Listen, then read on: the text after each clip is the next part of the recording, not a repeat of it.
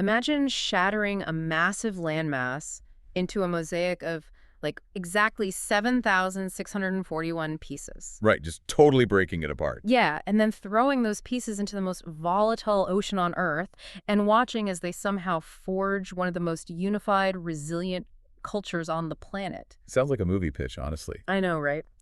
Picture a sprawling, highly structured, encyclopedic map of Southeast Asia in your mind's eye right now. Oh, I love this visual. Yeah, so as we zoom in, the archipelago lights up. We're talking these incredibly vivid colors. You've got the striking blue, scarlet red, sunburst yellow, and bright white. The exact colors of the Philippine national flag. Exactly. And on this mental map, we are looking at dynamic data points popping up everywhere. They're highlighting everything from bustling, hyper-modern cityscapes in Manila to the centuries-old Spanish architecture, and all of it surrounded by the most vibrant coral reefs on the globe. Welcome to the deep dive. It is so great to be here for this one. Today, we are undertaking a massive, fully encyclopedic exploration of the Republic of the Philippines. We have this towering stack of historical, geographical, and cultural sources in front of us. We really do. And our mission, basically, is to decode how a geographically fractured nation built an entirely singular identity. It is just a phenomenal subject to unpack. I mean, we are looking at a country that sits right in the crosshairs of extreme ecological danger. Oh, absolutely. And historically, Yeah. right in the crossfires of global empires.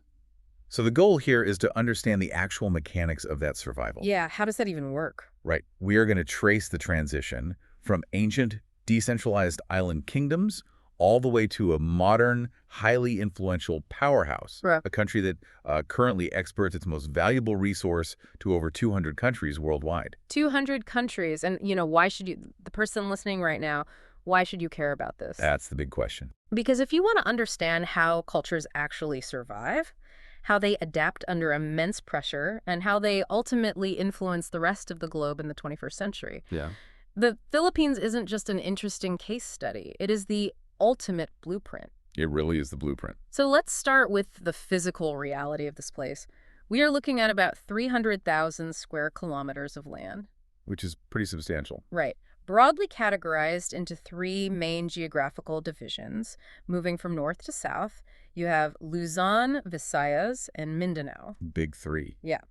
But looking at our sources, the first thing that just jumps off the page is the sheer explosion of life. I mean, scientists literally classify the Philippines as mega diverse. Mega diverse. Well, the biodiversity is staggering, but the key metric to understand here is the endemism rate. Okay, endemism rate. What does that mean for us? So it sits at about 67%. Endemism just means those species evolved in this specific location and exist literally nowhere else on Earth. Nowhere else. Wow. Nowhere. We are talking about 167 distinct species of terrestrial mammals. Jeez. 686 species of birds. And, get this, over 3,200 fish species. Wait, really? Over 3,000? Now, because it sits right in the heart of the Coral Triangle. So it holds the greatest diversity of shore fish species on the entire planet. That is wild to think about. You have to look at the mechanism behind this, right? Right.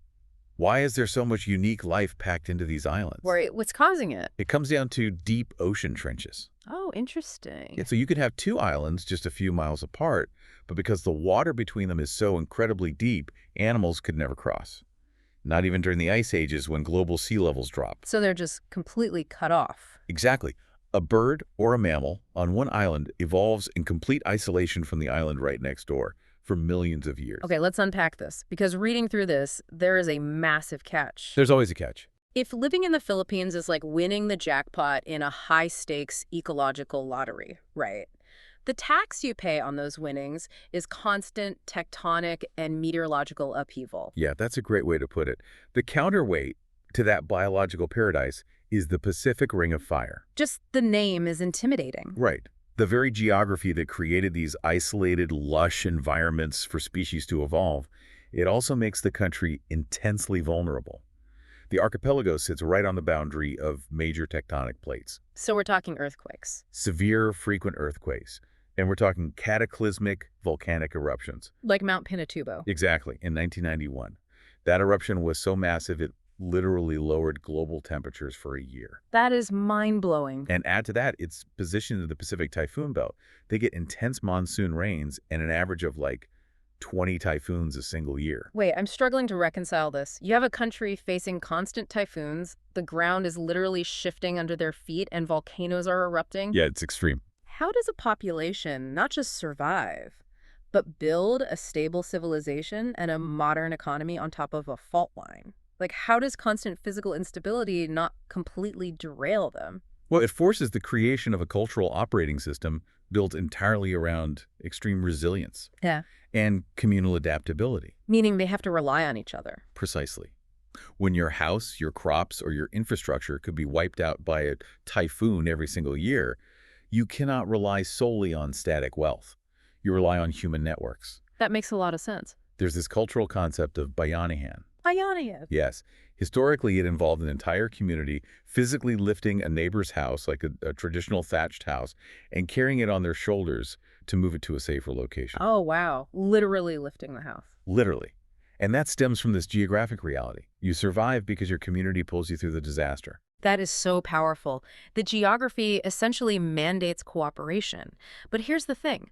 This geographic vulnerability, combined with its highly strategic placement in the ocean, it didn't just shape the wildlife and the local social networks. Yeah, not at all. It made these islands a prime target for global empires looking for a foothold in Asia. Which brings us to the history. A massive history. Right. And I want to avoid just, walking through a dry timeline of dates here, because the history of the Philippines is essentially a story of constant, heavy convergence. It really is the ultimate crossroads. I mean, long before European galleons arrived, you had indigenous Negritos and waves of Austronesian peoples setting up complex maritime societies. So they were already highly organized. Absolutely. These were island kingdoms driven by a mix of animism, Hinduism, and Islam. And because the ocean was a highway, not a wall, you had extensive trade. Trade with who, exactly? With neighbors like the Tang and Song empires. Mm-hmm. So you have Chinese merchants and culture heavily integrating into the archipelago way back then. Okay, but the massive pivot, the one that completely alters the trajectory of the islands, is the arrival of Spain. Yes, 1621. Right. Magellan lands there, claims it for Spain, and promptly gets killed by the local leader Lapu-Lapu at the Battle of Mactan. It didn't start well for them. No, it really didn't. But eventually, Spain establishes a firm foothold. They name the islands Las Islas Filipinas after King Philip II, and they stay for over 300 years. Over 3 centuries. And the impact of this is just wild. Manila essentially becomes the western hub of the world's first truly global trade network. The Manila-Acapulco galleon trade. Yes, connecting Asia directly to the Americas. And, along with that massive economic integration came the spiritual overhaul. Right, the religion. Spain established Catholicism as the dominant religion. But this is where we have to look really closely at the mechanics of colonization in the Philippines, because it defies the usual pattern. How so? Well, in many parts of the world, when a massive global empire arrives, the indigenous culture is entirely erased, or it's violently marginalized into irrelevance. True, we see that all over the world. But in the Philippines, the indigenous culture was incredibly absorbent. They didn't just passively accept Spanish influence, they Filipinized it. They Filipinized it. I like that. But how exactly did they do that? Because you don't just magically blend 300 years of Spanish colonial rule with indigenous island culture without some major friction. You look at folk Catholicism as the prime example. Okay, break that down for me. So the Spanish triers introduced Catholic saints, right? All right. The indigenous population practiced animism, which is the belief in spirits residing in nature, in ancestors, and specific physical locations. Okay, so totally different paradigms. Exactly. But they essentially mapped the Catholic saints onto their existing spiritual framework. Oh, that's clever. Yeah. They adopted the rituals, the really elaborate fiestas, and the iconography of the Spanish church, but they infused it with indigenous communal practices and pre-colonial beliefs. So they took a foreign structure and basically hollowed it out to fit their own cultural soul. That is exactly what they did. I love that. And they had to do it all over again at the end of the 19th century. Oh, yeah, the American era. Right. We all know from history class that Spain and the U.S. fought a war in 1898, and Spain ended up ceding the Philippines to the United States. Which is a massive shift. Massive. And what our sources highlight isn't just the change in management, so to speak, it's the cultural whiplash. Whiplash is the perfect word. Just imagine being a Filipino citizen at that time. Hmm. You just spent 3 centuries operating under a Spanish, Catholic, European framework. Very hierarchical. And then overnight, the Americans roll in, they install a standardized English public education system, and they introduce American democratic structures. And again, the mechanism of Filipinization kicks in. Right. They didn't just become American. No, they adopted the American bicameral legislature and the electoral systems, but they didn't run them like a local town hall in Massachusetts. How did they run them? They ran these democratic structures through their traditional patron-client social networks. Ah, I see. The indigenous systems of loyalty, familial obligation, and regional power brokering. They simply adapted those to the ballot box. So the hardware was American, but the software was deeply Filipino. Exactly. This centuries-long revolving door of foreign influence, it fundamentally rewired the daily life of the people. And you can see this historical layering most vividly when you look at how Filipinos today speak, pray, and eat. That's all right there in the culture. Let's look at the data on religion first. Today, about 89% of the population is Christian, with nearly 79% identifying as Catholic. Which makes the Philippines the largest Christian nation in Asia. Right. In a region dominated by Buddhism, Hinduism, and Islam, they are a massive demographic anomaly. And the linguistic density is equally anomalous. Oh, the languages are fascinating. The official languages are Filipino, which is a standardized variety of Tagalog and English. But that's just the tip of the iceberg, right? Yeah, there are 19 recognized regional languages taught in schools and hundreds of local dialects. And because of that deep Spanish history, you even have a Spanish Creole language called Chavacano, spoken in specific southern regions. That is so cool. It really is. And it's entirely normal for a Filipino to seamlessly switch between 3 or 4 languages in a single conversation. Here's where it gets really interesting and honestly a bit humorous when you step back and look at it. Yeah. I like to compare Filipino culture to the ultimate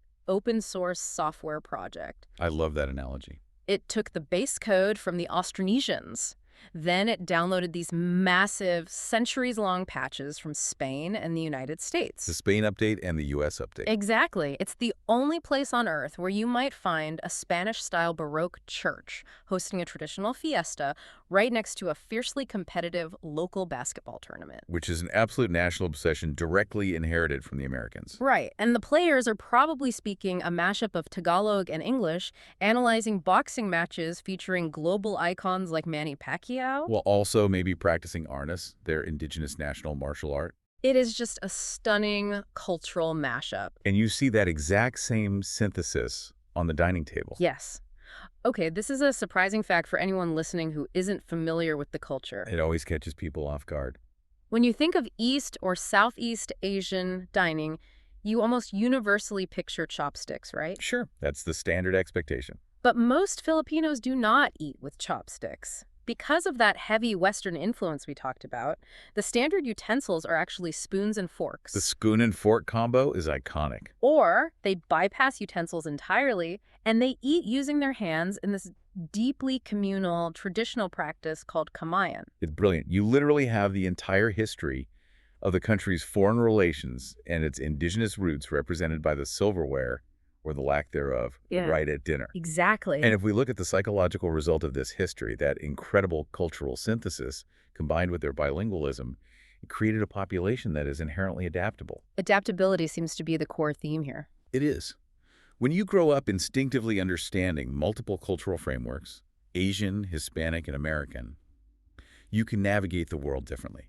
You possess a very high degree of cultural empathy. Which perfectly sets up our next major shift. The economic shift. Because as the global economy rapidly transitioned in the late 20th and early 21st centuries, the Philippines realized something crucial. What was that? This adaptable, multicultural, English-speaking identity wasn't just a quirky historical byproduct. It was an incredibly lucrative economic asset on the world stage. To understand the modern economic state of the country, though, we do have to look closely at its political evolution during the late 20th century. Right, our sources cover that in detail. Because it wasn't a seamless transition. The country went through a deeply turbulent period of martial law under Ferdinand Marcos from 1972 to 1981. So, just looking impartially at the timeline, this was a tough era. Very tough. It was marked by significant economic struggle, high debt, and political repression. And that eventually culminated in the 1986 People Power Revolution. The famous peaceful uprising. Exactly. A massive, largely peaceful civilian uprising that ousted the administration and restored democratic institutions. And while they've maintained fast economic growth since, they've still faced ongoing struggles with inequality and corruption. But how did those specific struggles actually shape the modern economy we see today?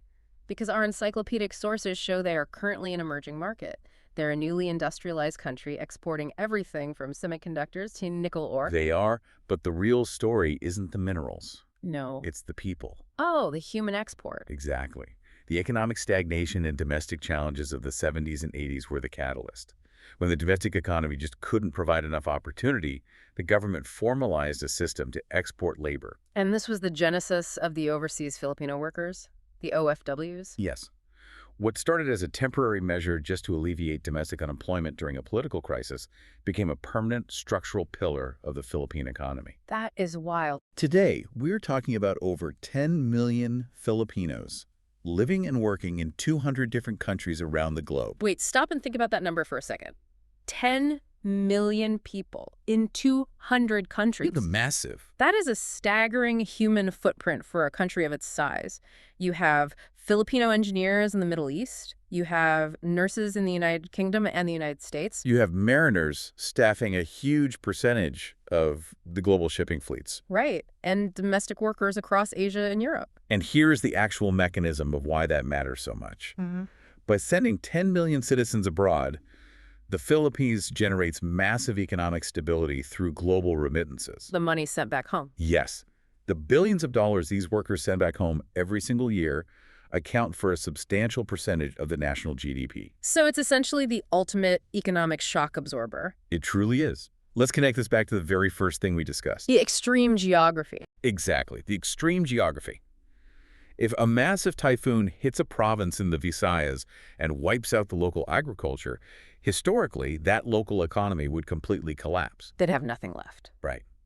But today, the families in that province are receiving remittances in US dollars, or euros, or dirhams from their relatives working abroad. Wow. The OFW system literally decouples the economic survival of the Filipino family from the physical vulnerability of the Philippine geography. That is brilliant. It literally insulates them from the ring of fire. It does. And beyond just the financial buffer, this human export strategy provides the nation with immense global soft power. Soft power is huge here. You have a workforce that is deeply integrated into the healthcare systems, the logistics chains, and the daily lives of 200 other nations. And back home, that same cultural adaptability fueled another economic explosion. The business process outsourcing boom, the BPO sector. Exactly. The Philippines became the undisputed world leader in the BPO sector, specifically call centers. And it goes right back to that cultural synthesis we discussed earlier. It's not just that they speak English. Lots of countries speak English. Right, many countries do. It's that they speak English with an intimate understanding of American idioms, pop culture, and conversational nuances. And that is entirely due to that colonial history. That software update we talked about. Precisely.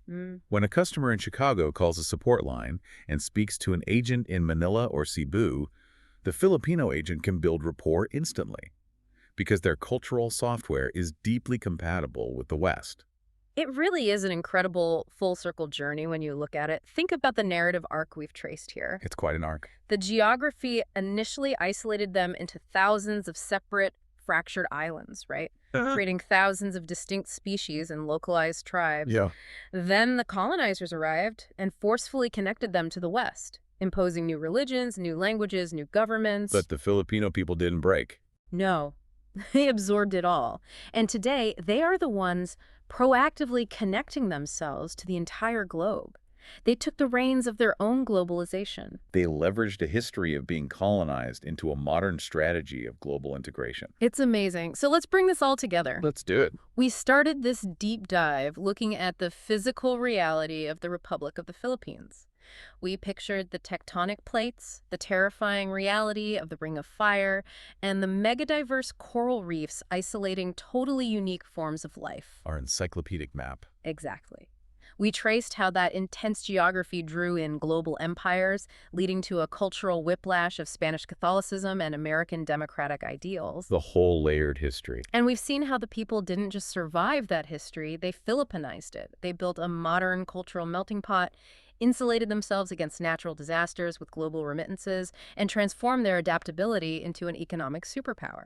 This brings up a concept I want you, the listener, to really turn over in your mind after we wrap up today. Okay, what is it? Think about the traditional definition of national borders. Usually we think of borders as static lines on a map, rigid walls that contain a country and its people. Exactly. But for a nation consisting of 7,641 islands, the ocean has never been a wall.